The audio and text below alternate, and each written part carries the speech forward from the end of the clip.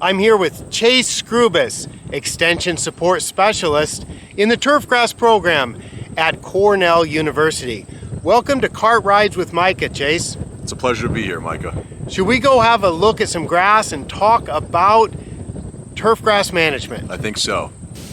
Well, we stopped for lunch before we started our cart ride. Now, are you ready to talk? We're all set. Okay, perfect. Can you tell me a little bit about your job? Because you're an extension support specialist, but you told me you do a lot with the state parks. Correct. This is my second year in the position, working under Frank Rossi alongside Carl Schiamenti. My role, I work with the state park system. Amongst other research projects that we do on the side, we work with all of the state park courses in New York, all the way from Buffalo out to Long Island and Montauk. How many? There are 23 courses across 18 state park facilities. When you say you work with them, what exactly does that entail? That entails 2 visits per year to each course at minimum, a sit down with the superintendents, and continued communication through a means of soil sampling, GS3 data on greens, amongst many other surface categorizations.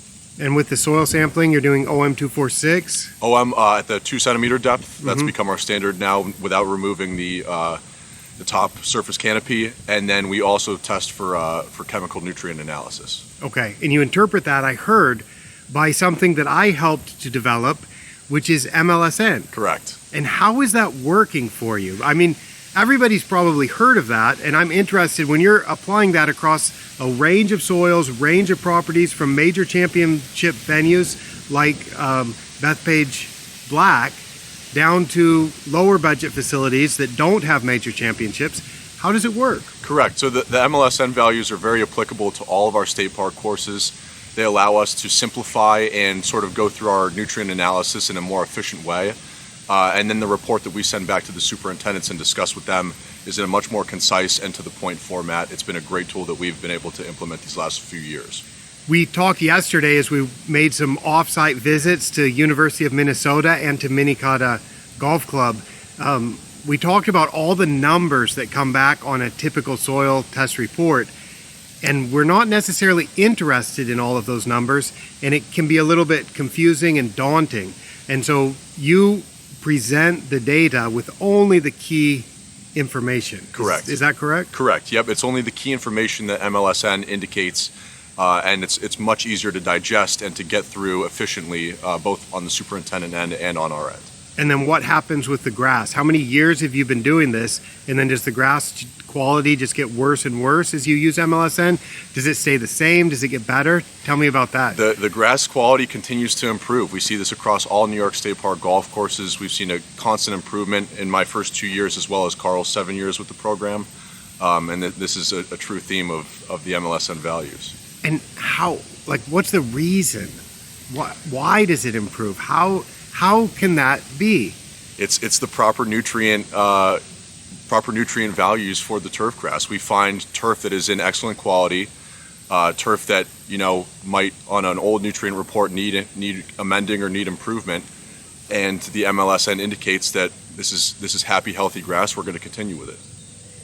So basically, you're just applying the right nutrients to the grass when it needs it, and you're avoiding unnecessary applications. Correct. And that approach allows the superintendents to focus on what really matters, and the conditions incrementally improve. Absolutely.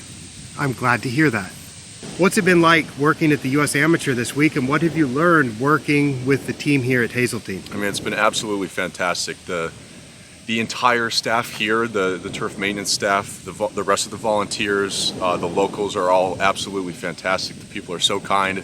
I've really enjoyed getting to explore a new state and a new golf course. Chris has been an absolute joy to work for. We sat down and had a nice chat this morning, going through some of his clipping volume indications and spreadsheets, which I think a lot of superintendents could really benefit from. And it's just been a fantastic learning experience through and through. Now, you used to be an assistant superintendent. Correct. And do you have a turf degree from Penn State? I do. I have the 4-year turf degree. Did you learn about MLSN when you went to school? We did not. Did you learn about MLSN when you were an assistant superintendent? We did not. My goodness. How is it that MLSN, because you're young in the industry, you've recently been to school, you've recently been to a lot of superintendent meetings, you've recently interacted with superintendents and assistant superintendents, in the industry. How is it that something that's 12 years old now is something that a student and an assistant superintendent does not become aware of until they start working for Cornell? It's an excellent question, and I think it's a question that more people and more institutions should be asking of themselves, because it's a tool that's really shaped the way that I've approached nutritional programs, especially at the New York State parks, and it's something that we've seen constant improvement in turf conditions with. And I will just make a note here that these greens, the green right behind you, this is fertilized according to MLSN and has been for many years. This is in a sand-based root zone. The beautiful fairways out here, those are fertilized according to MLSN, and those are in a soil root zone with a little bit of sand top dressing on top. And it just works really good. And the conditions are pristine. And we check the roots, and the roots are not shrunken down. There's actually elite roots in these greens. Correct. You've been around golf for a long time, haven't you? I have. My entire life. Tell me a bit, not so much about turf, but some of your background in the game. Sure. I started as a caddy when I was 14 years old at Sankaty Head Golf Club. I was there for 4 years as a caddy, 2 years working into my turfgrass profession side of the industry, and then I continued into a different avenue with the Evans Scholarship Program, where I attended Penn State on a full ride. And the Evans has been one of the most important organizations to both me and my family, and will continue to be a part of my life for a very long time. Well, congratulations. Thank you. That's quite an honor and quite a nice scholarship program. Absolutely. And for people who don't know about the Evans Scholarship, can you tell me a little bit about it? Sure. The Evans Scholarship, I believe, is at 25 different universities across North America now. They currently have well over 1,000 kids attending university on a 4-year full ride housing and tuition scholarship. It's all caddies that have caddied for a number of years that fit the financial, educational, and personal constraints of what they deem as an acceptable applicant. You go through an interview process, and then you're awarded the scholarship to a university of basically your choice across a number of fantastic schools. And just the eligibility is you have to have been a caddy. You have to have been a caddy, you have to have the financial need, there's an educational component, and then you have to interview and sort of show who you are as a person. You have to have some character. Absolutely. You mentioned OM2. Not OM246. Are you doing only the 0 to 2 centimeter? Only the 0 to 2 centimeter, and it's become both a USGA protocol that Cornell has adapted. It's something that Carl Skrubis and I have worked through the last 2 years in this position, and it's sort of become our standard testing protocol for the top 2 centimeters of soil profile that the ball will be interacting with, both flying in from the fairway and that you're feeling under the putting surface. Now, I think that's the most important depth, but I like to also test the 2 to 4 centimeter depth and the 4 to 6 centimeter depth, because organic material changes at those depths also. Correct. And sometimes, in order to keep it from accumulating too much, people might do coring, or they might do solid tine aerification, and they might put sand into those holes, or they might dry eject and put sand down into those depths. So I wonder why you don't bother testing those. It really comes down to the state park system. We're working with a number of golf courses at 2 times over the course of a year.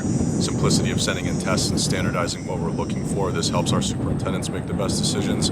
If I was at one golf course, I would see no issue with sampling at all 3 depths and having all 3 of those numbers at your individual course.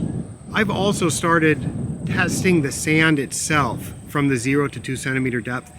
After the organic material is burned off, I've been doing a sieve test to check the particle size analysis.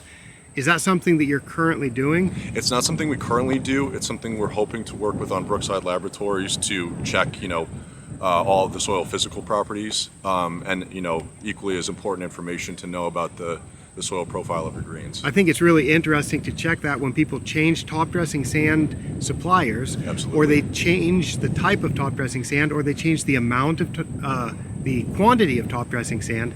It's interesting to check how the physical properties and how the sand particle sizes change over time. And you can see if you're trying to introduce more coarse particles, or you're trying to introduce more medium, or trying to reduce the very fine sand fraction, you can see year after year if your changes in top dressing or changes in other practices are having the desired effect. It's an excellent way to track your progress over time and to continue to improve your maintenance and cultural practices.